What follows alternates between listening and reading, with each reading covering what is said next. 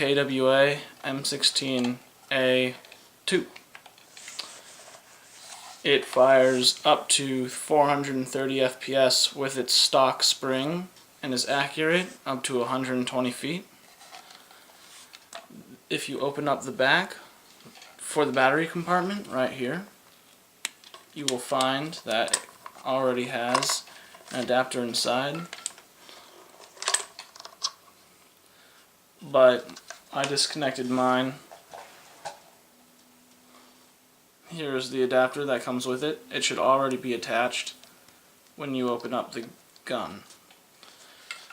The whole entire stock is hollow to fit large batteries. Continuing forward with our review, it has metal sling mounts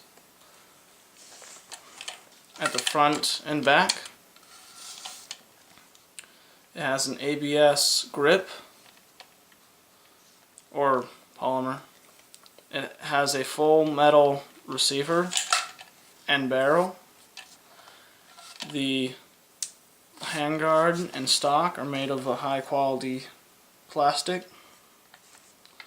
The rear sight is adjustable. Same with the front sight. The gun comes with a tool to adjust the front sight. The forward assist is non-functional, but it's still able to be pushed.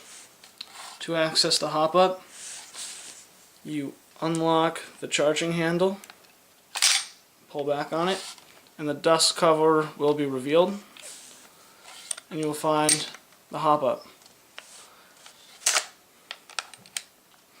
It comes with a warning sticker already on it, and the KWA and Made in Taiwan sticker and engraving on it. The mag release is fairly easy to push. The selector switch, safe, semi, and auto. This is the mag chamber. Its magazine is a 300 round high cap, mag pull not included.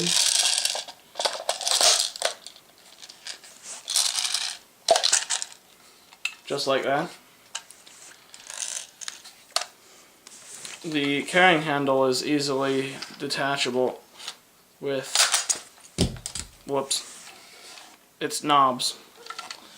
The hand grip, again, is plastic. There's the front sight, sling mount, barrel, all metal. Here's a bayonet mount, and then there is the detachable birdcage flash hider. It is held on by some screws and a hex screw on the bottom. This is a very powerful gun and recommend it to anybody. On evike.com it is only $315. Disassembling the M16 A2 from KWA is fairly easy. All you have to do is go to the selector switch, take your Allen wrench that came with it, and undo the hex screw right next to it.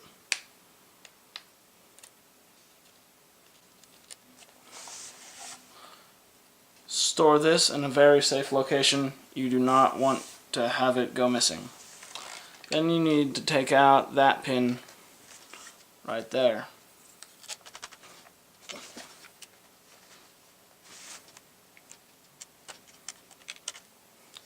Once you have it out, also store that in a safe place.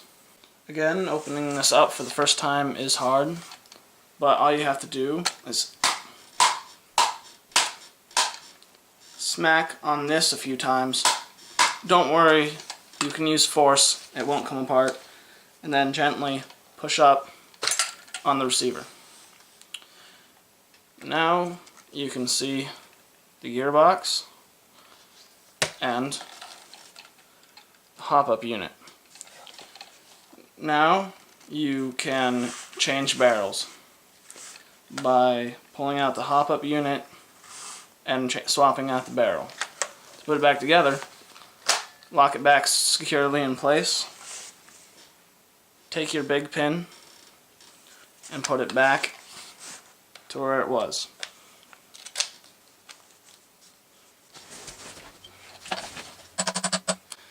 For me, it's hard to put the pin in. It might not be hard for you. Now, take this little screw that you've been saving and put it back where it came from.